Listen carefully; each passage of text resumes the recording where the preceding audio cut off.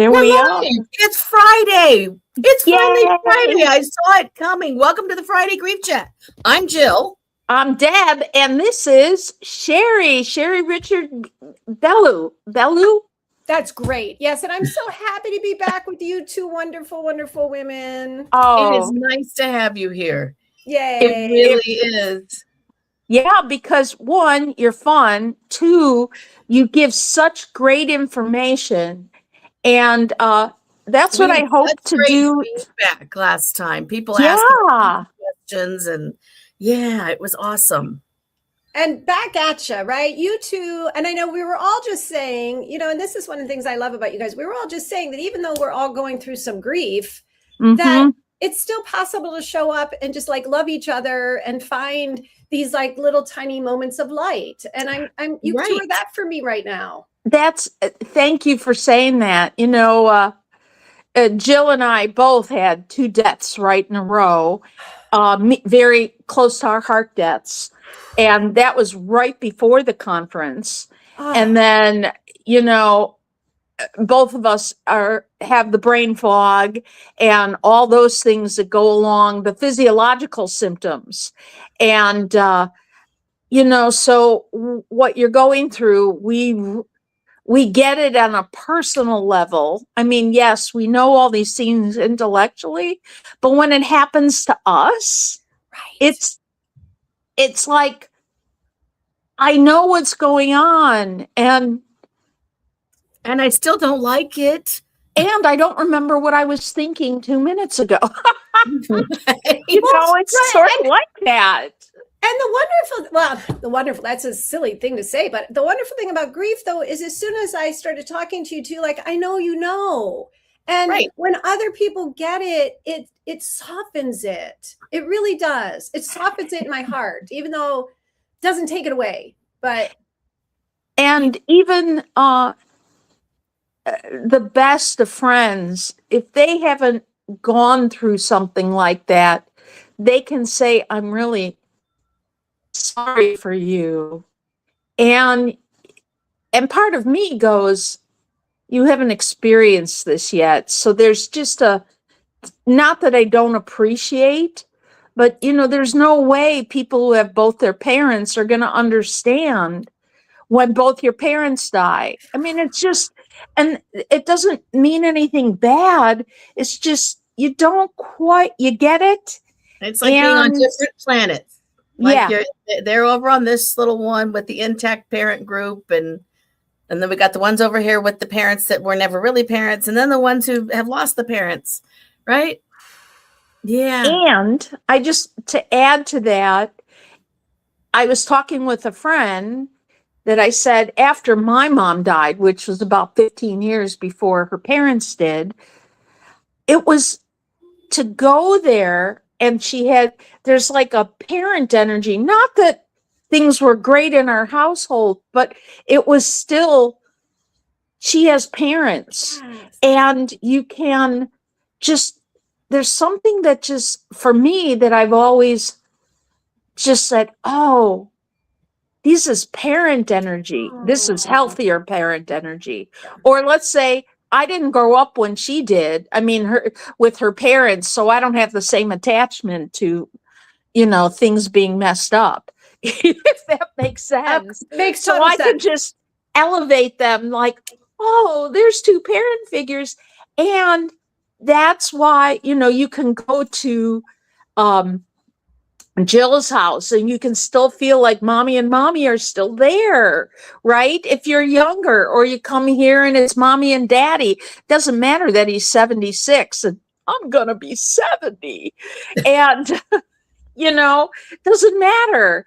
It's still, that kind of energy. And that's all the roles you play in your life throughout your life, Oh, you guys, I just love talking to you. And I hope that anyone listening also just feels that like you two are both so loving and just willing to like, take in the love and the joy and the grief and the sorrow and all of it, right? Like and it feels like such a safe space to be in. And I hope I hope that's something that I've certainly learned over this whole season of grief for myself, right? How to really be there for people. How to be open about grief and loss, and make it approachable, and to talk about it. I'm putting together a 3-hour program for tomorrow. And, one of the slides says, one of my goals has always been to make death, dying, and grief really something that's part of the conversation.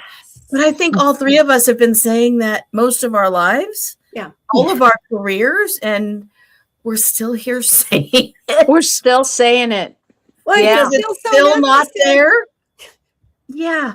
It's still so necessary. Our culture is coming along. We all know that it's coming along, but still, still there's just such a need for this. And that's why I'm glad to be here with you. I'm glad to be talking about it. It's, it's not always easy, but sometimes it is when you're with loving people. That's, I think, part of it. Mm-hmm. Right. When you feel that safety. And so saying that as a safety thing, in your book, Loveless, you also create a safe place. Oh. And, last time we talked about the list to make, to prepare, to get that conversation going. And, nothing's changed with the world since then. People still don't want to talk about it. People don't want to do that. However, there's another way to look at it. And I liked what you said. So we make lists, right? Yeah. But what about the lists about decluttering our life before, and if there's like one or two things you want to take with you, or surround yourself, like, let's say you're in a nursing home and you have like one little thing, right? Some people like flowers. Yeah. Some people, we put, because smell is still important. Yeah, absolutely. When someone's dying. And so what did we do? We had, we put bacon under Daryl's mom's nose because I knew that smell is important and she loved bacon. Her favorite Monocle's pizza, bacon and onion. Wow. So when we celebrated her life after the funeral, we invited everybody to Monocle's Pizza and we ordered a couple other kinds of pizzas, but mostly bacon and onion. It's so beautiful, Deborah. I know. Jill's going like, no, you cannot have that on pizza. Yes, Jill, you can.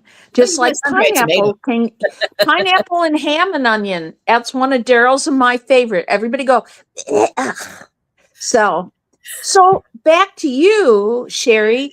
Like, what do you mean by decluttering? And what does decluttering mean in those love lists to you? And I'm so glad we're talking about this. I currently know a number of people who have been grieving the loss of someone. And at the same time, they're trying to go through a house full, an apartment full, a condo full of precious, precious things that are so overwhelming. Because everyone, and this is the thing, and we all know this, like, everything, when someone has passed away, everything that they've touched, everything that they wrote, everything that they kept, it's hard to discern what's important to keep. And I've just seen the trauma over and over again. And I know you guys have too. It's actually like it's a grief hoarding mixed with grief, brain fog, mixed with sometimes just a time crunch. That's it, right?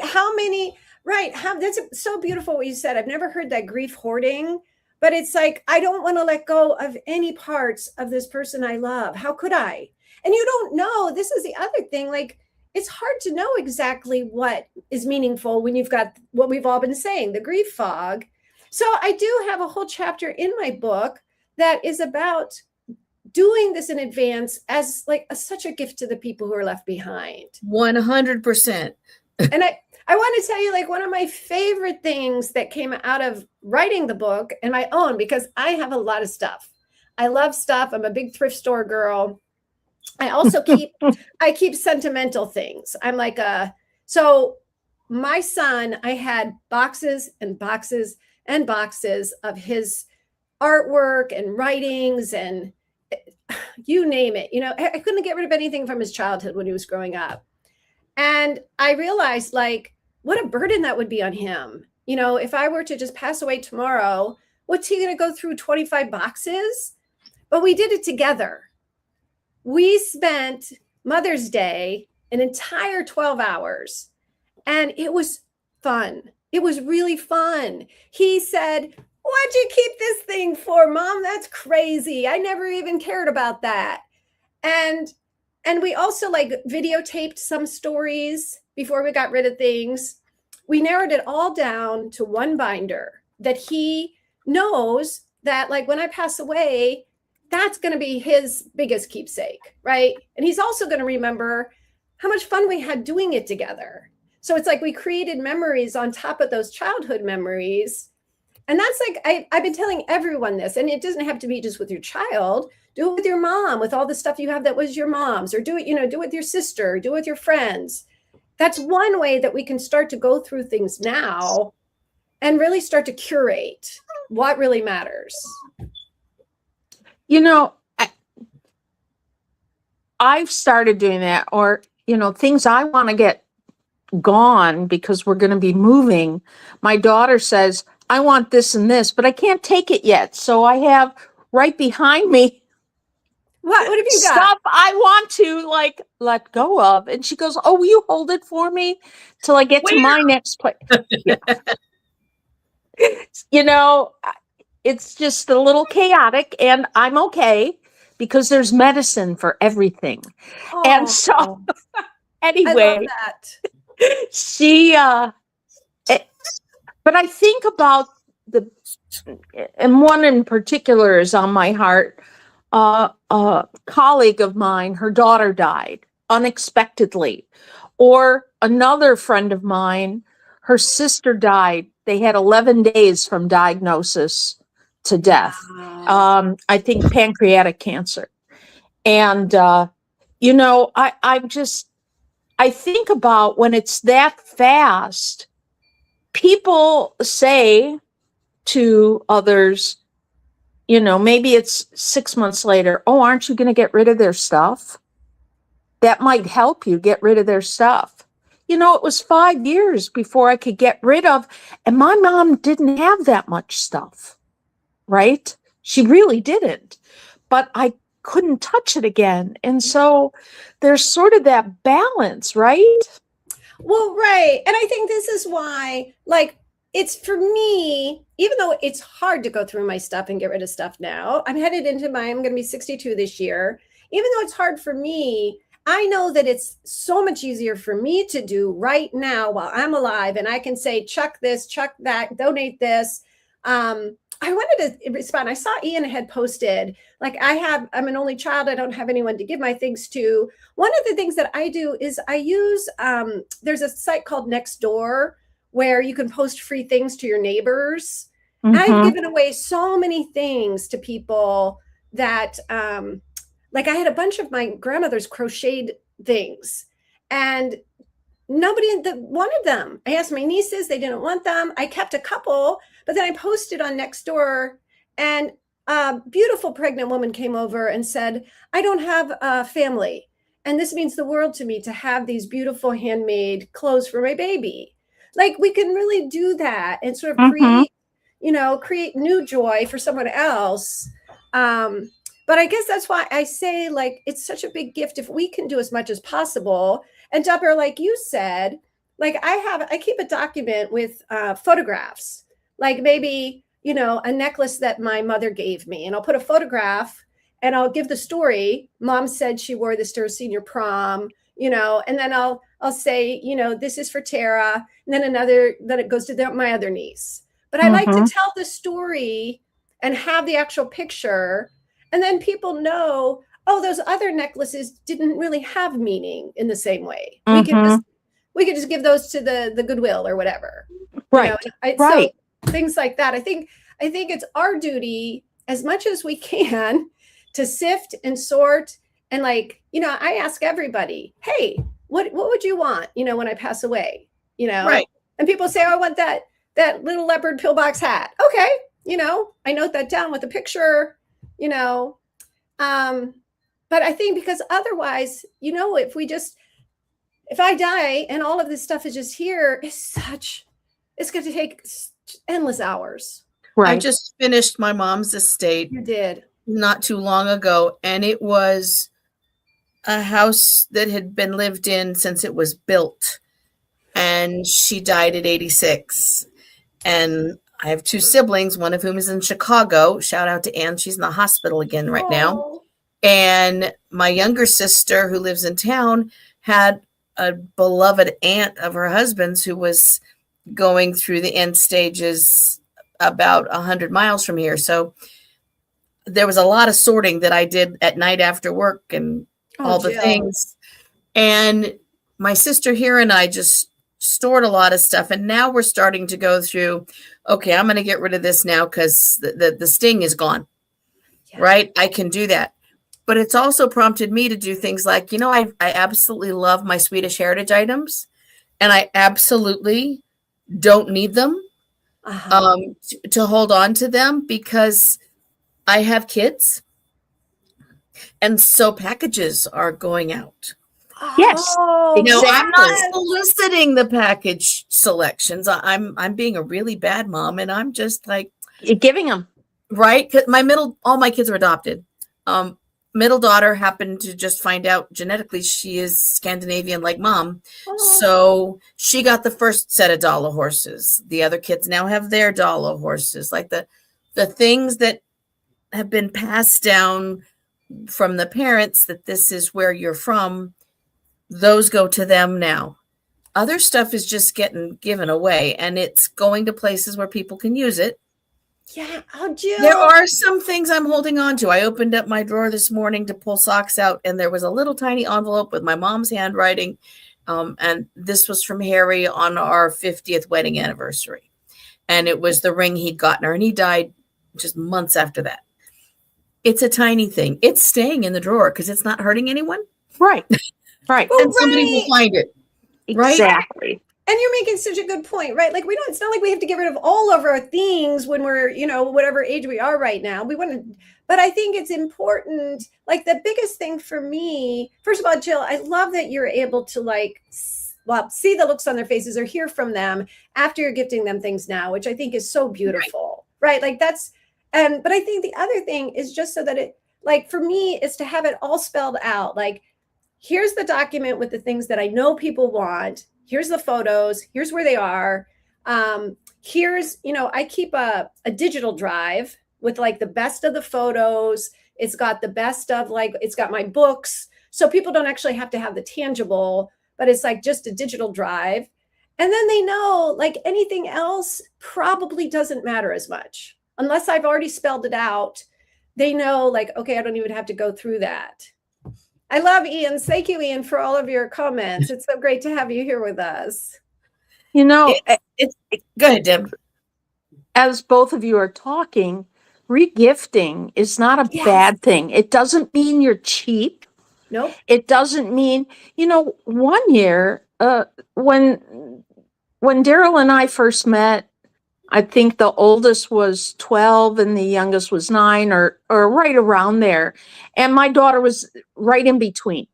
And so one year for Christmas, I wrapped up because I had framed those pictures that they had drawn right at that time. And I gave them back to them. All their ornaments that I had given them, I gave it back to them. I'm sure one gave them all away. Another might still have it someplace. I have no idea. I think my daughter has theirs. I know she has the menorah I had from my brothers in my childhood. And, I might be giving menorahs away when we're moving and things like that. These are things that would like to re-gift to someone else so that, and it saves money and, but it also makes me feel good. A lot of my jewelry, my good jewelry, I have re-gifted already. Deborah, they're so beautiful, right? I mean, there's something really wonderful about getting to see that energy of things we love passed down to other people who love them. Or even, I talked to someone the other day who was starting to declutter her house, and she couldn't find anybody. She had some very, very precious, kind of like Jill. They were from her heritage, these glasses that were passed down from the generations. Nobody wanted them. And she ended up like writing a beautiful note about them and donating them to a vintage store, but she included the note so that whoever got them would understand the love that came with them. Mm-hmm. And that's something we can do. I mean, we can't always, like, people we love aren't. Did you see Ian's note? Ian, I know the next time I come to Italy, you're sending me home with a suitcase, aren't you? I love that. But we can't always find people in our own communities or families who want our stuff. What we discovered with my mom's estate, largely thanks in part to my wife's suggestion and one of my cousin's suggestions, was let's see if some of the places these came from want them back. Because my mom was the repository. My parents were the repository actually for both families. My dad lost his sister decades ago, a beloved aunt of mine. So that house was filled with other people's lifetimes as well, which is what happens.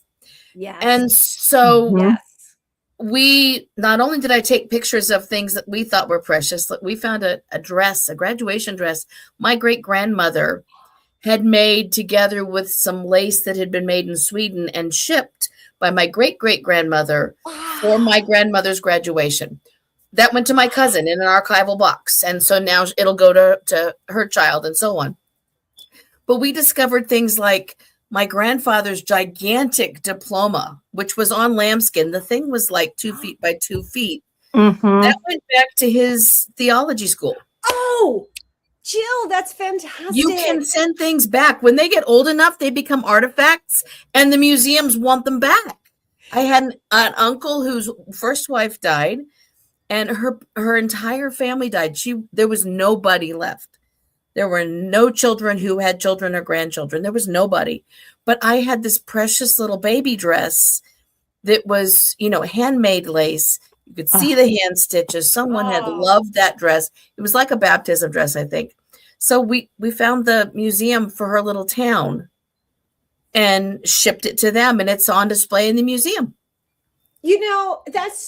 I love that idea. And I was thinking the same thing at my mom's house. I have my cheerleading jacket, my pom-poms, and my saddle shoes from, the 1980s. And I thought, I'm going to see if this school, I remember when I was in school, they had a trophy case with things from like the, 1910, 1920. Mm-hmm. Hard enough as it is to believe that now that much time has passed in my own life. But I thought maybe they would want that, If you figure people look at us and go, oh, you're from the 1900s? Well, I'm a mid-century modern. Sherry, you and I are the same age. Deb, you're a little older. We're mid-century moderns. Is that what you are? I love that. Yes.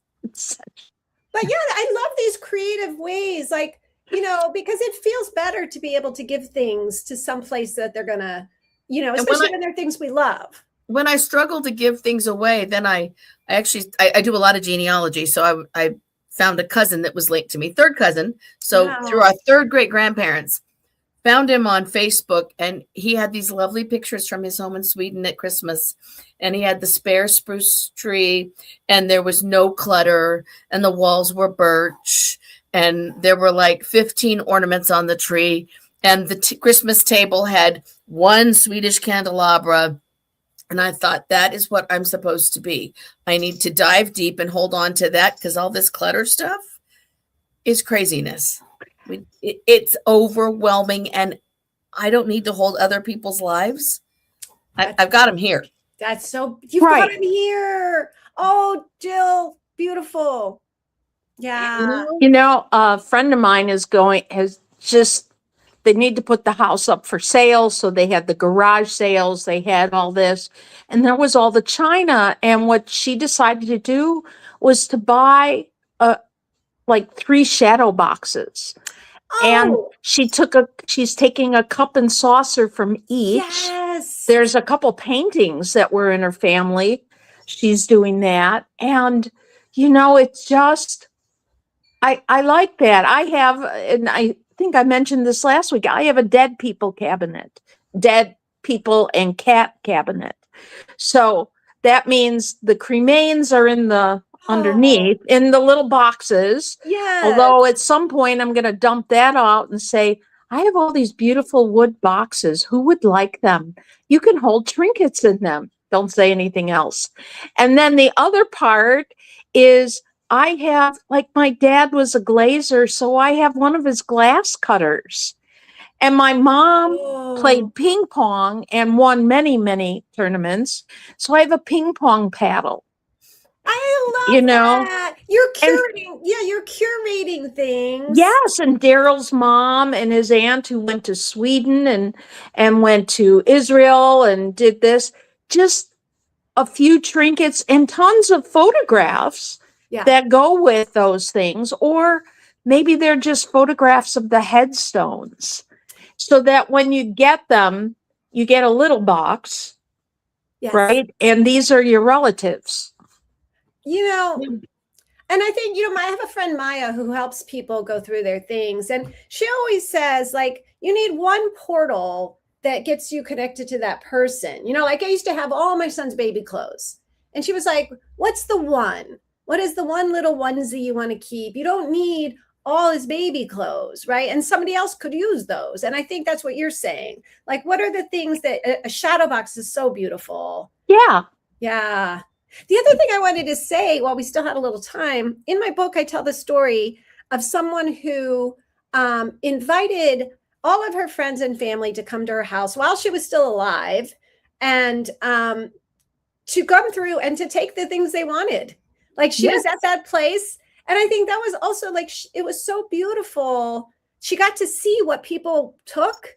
And some people took like a hammer, right? And they were like, I need a hammer and this is going to remind me of you. Some people took precious artwork or whatever, but I loved that idea because you just like have a party, get to see the people you love.